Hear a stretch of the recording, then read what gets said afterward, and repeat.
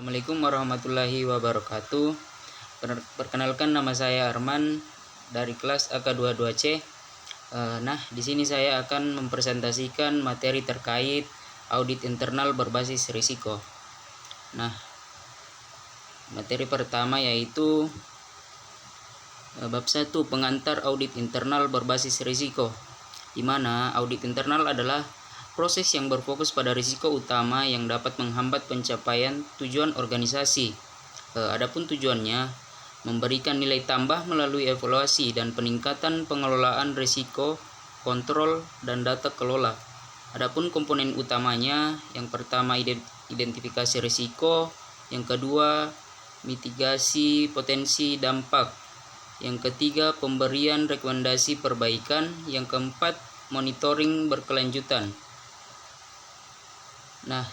Selanjutnya bab kedua, etika dan standar profesi audit internal. Kode etik dan standar profesi adalah landasan penting untuk menjaga kredibilitas auditor dan hasil auditnya. Adapun kode etik auditor yang wajib, yang pertama menjunjung tinggi integritas, bersikap objektif, menjaga kerahasiaan informasi, terus meningkatkan kompetensi. Adapun standar profesi berdasarkan pedoman dari Institute of Internal Auditor dan Internal Auditor untuk memastikan auditor dilakukan secara profesional dan konsisten. Adapun pentingnya etika, yang pertama membangun kepercayaan antara auditor dan manajemen. 2, memastikan kredibilitas hasil audit. Materi selanjutnya bab 3, sejarah audit internal. Awal mula dimulai dari pemeriksaan keuangan yang sederhana untuk memastikan akurasi pembukuan. Perkembangan seiring waktu, peran audit internal meluas untuk mendukung strategi manajemen risiko dan tata kelola. Memastikan organisasi mematuhi regulasi, mengelola risiko secara efektif, dan mencapai efisiensi operasional. Bab keempat, memahami mengukur efektivitas pengendalian internal. Pendekatan menggunakan COSO framework yang mencakup lingkungan pengendalian, penilaian risiko, aktivitas pengendalian, informasi dan komunikasi, serta monitoring. Indikator efektivitas meliputi tingkat kepatuhan terhadap kebijakan, efisiensi proses, dan keberhasilan mitigasi risiko. Adapun manfaatnya, memberikan kepercayaan bahwa sistem pengendalian internal berjalan sesuai dengan tujuan organisasi.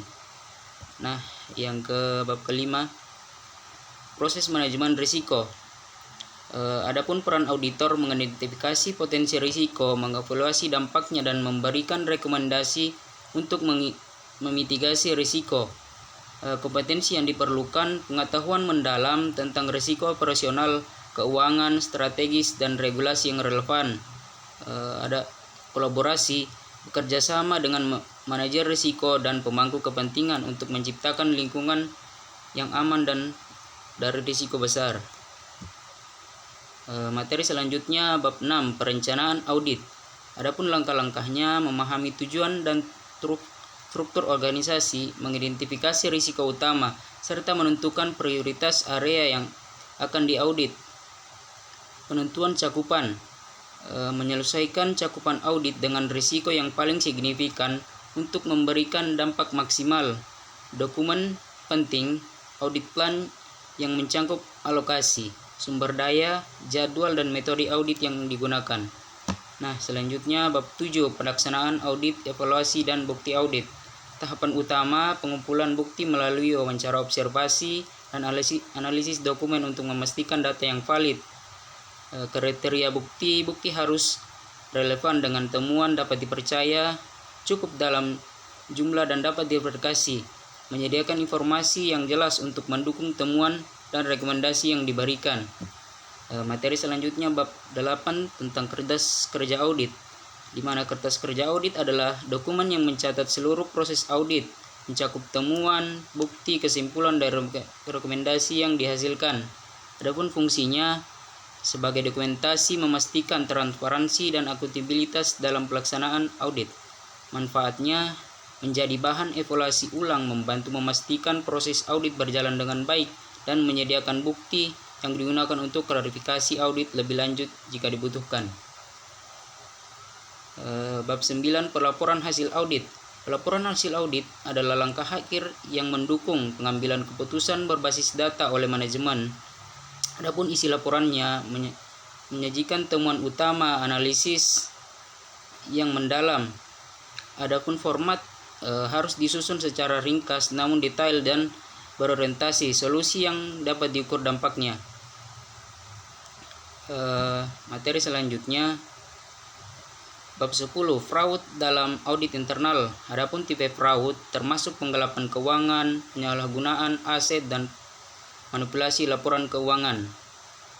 Peran auditor melakukan deteksi dini, pencegahan melalui kontrol yang kuat dan melaporkan temuan kepada manajemen atau pihak terkait. Adapun pendekatannya dengan penggunaan forensik atau audit dan teknologi seperti data analistik untuk mendeteksi pola-pola yang mencurigakan. Nah, yang terakhir bab 11, riset audit internal berbasis risiko. Adapun tujuan risetnya mengembangkan metodologi baru untuk meningkatkan efektivitas audit berbasis risiko. Manfaat memberikan wawasan baru yang relevan untuk meningkatkan tata kelola manajemen risiko dan kontrol internal, termasuk penilaian risiko berbasis teknologi seperti AI, blockchain, dan data analistik. Mungkin itu saja presentasi yang bisa saya sampaikan. Lebih dan kurangnya mohon dimaafkan. Billahi fisabilil haq fastabiqul khairat. Assalamualaikum warahmatullahi wabarakatuh.